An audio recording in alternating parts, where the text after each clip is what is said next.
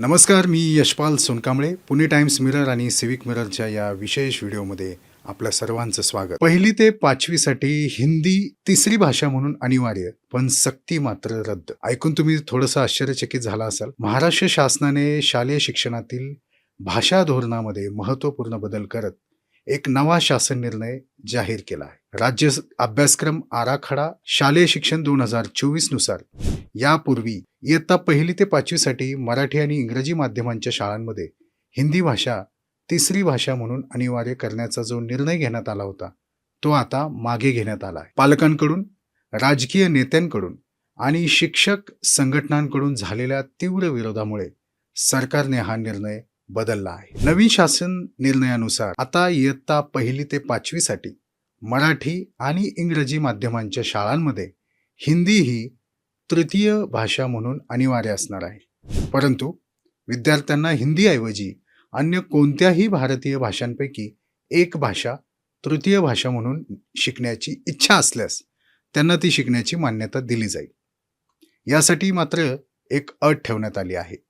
ती म्हणजे पर्यायी भाषा शिकण्यासाठी किमान 20 विद्यार्थ्यांची इच्छा असणं आवश्यक आहे.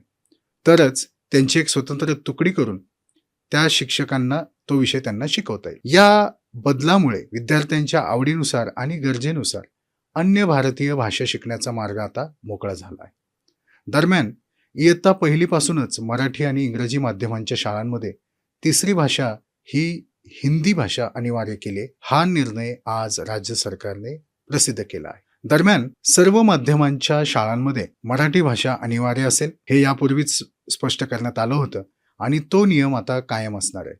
मराठी आणि इंग्रजी माध्यमांच्या शाळा व्यतिरिक्त इतर माध्यमांच्या शाळांमध्ये इयत्ता 1ली ते 5वी साठी माध्यम भाषा मराठी आणि इंग्रजी अशा 3 भाषांचा अभ्यास केला जाणार आहे. इयत्ता 6वी ते 10वी साठीचे भाषा धोरण हे राज्य अभ्यासक्रम आराखडा शालेय शिक्षण यांच्यानुसारच असेल असंही या नवीन शासन निर्णयात नमूद करण्यात आलं आहे.